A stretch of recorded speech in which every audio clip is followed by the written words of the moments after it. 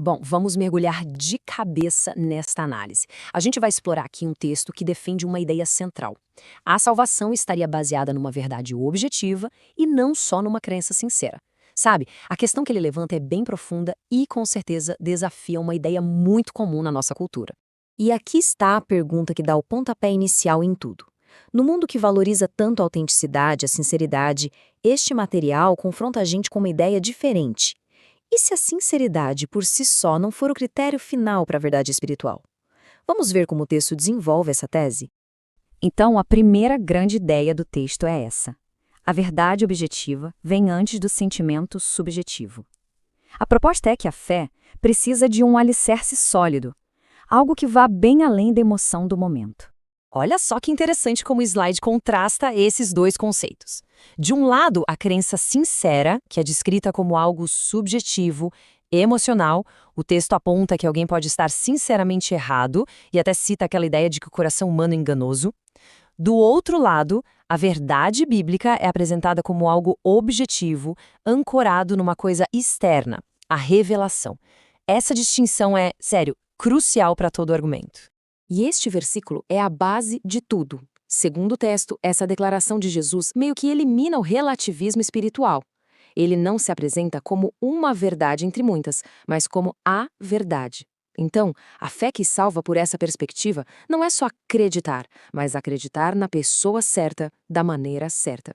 Ok, se o texto estabelece que existe uma única verdade, a consequência lógica é que também devem existir falsificações, certo? E é aqui que o argumento fica ainda mais sério, alertando sobre o perigo desses falsos evangelhos. Nossa, a severidade aqui é impressionante. O apóstolo Paulo, conforme citado no material, usa a palavra anátema, que significa basicamente amaldiçoado. Isso mostra o quão a sério o desvio da doutrina era tratado, sugerindo que nem toda mensagem que soa religiosa ou espiritual é considerada legítima. E o texto não deixa essa ameaça só no campo abstrato, não. Ele detalha como seria esse falso evangelho. Basicamente, é uma mensagem que tira o foco de Deus e coloca na humanidade, que promete mais prosperidade aqui na Terra do que transformação espiritual. O material o define pelo que falta, sabe? Falta um chamado claro ao arrependimento, falta a cruz como centro de tudo e falta a busca por uma vida de santidade. E aqui o alerta chega no seu ponto máximo. A ideia de que é possível crer num outro Jesus não é só uma doutrina errada, mas adorar uma versão distorcida da figura central da fé, um Cristo que não bate com o que as Escrituras descrevem. Isso nos leva ao próximo ponto crucial. Se é possível crer do jeito errado, como que o texto distingue a fé que salva daquela que só engana?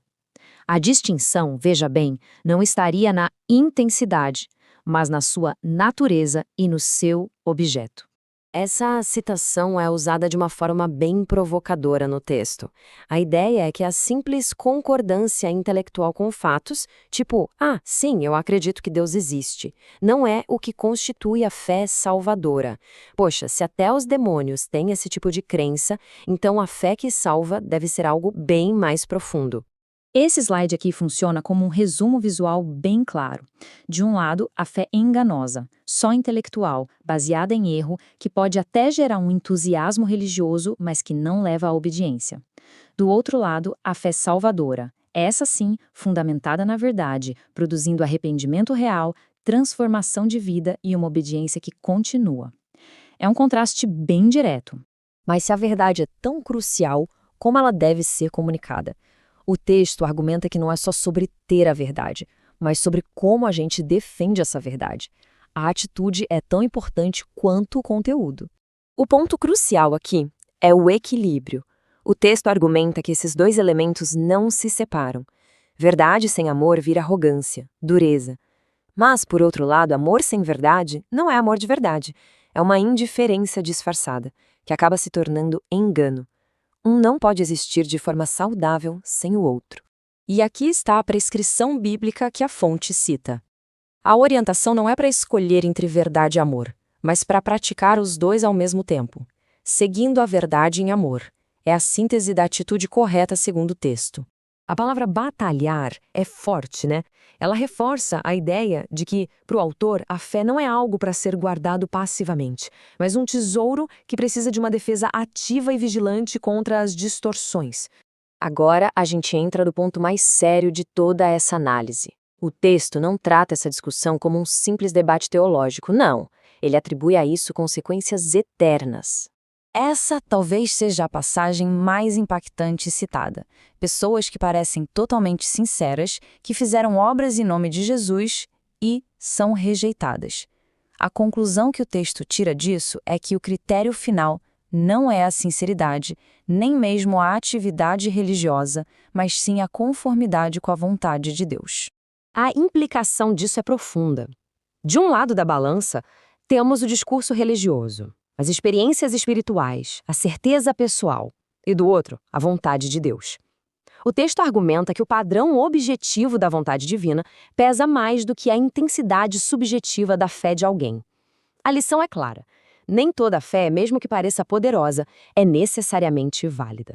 Chegando na conclusão, o texto se esforça para definir de forma positiva o que seria então o verdadeiro evangelho, em contraste com todas as falsificações que ele alertou. E aqui estão os pilares, de forma bem clara e organizada.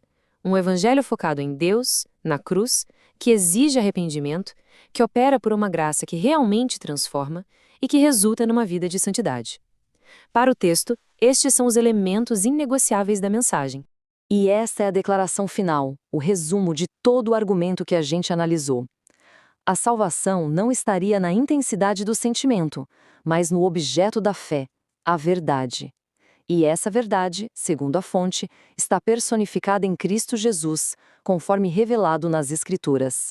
E a gente termina com essa pergunta que encapsula o peso de toda a discussão. Se o argumento do texto estiver correto e a fé realmente precisar ser precisa, a questão que fica no ar é sobre as consequências de se estar sinceramente, mas, fundamentalmente, enganado. Uma reflexão bem poderosa para encerrar nossa análise.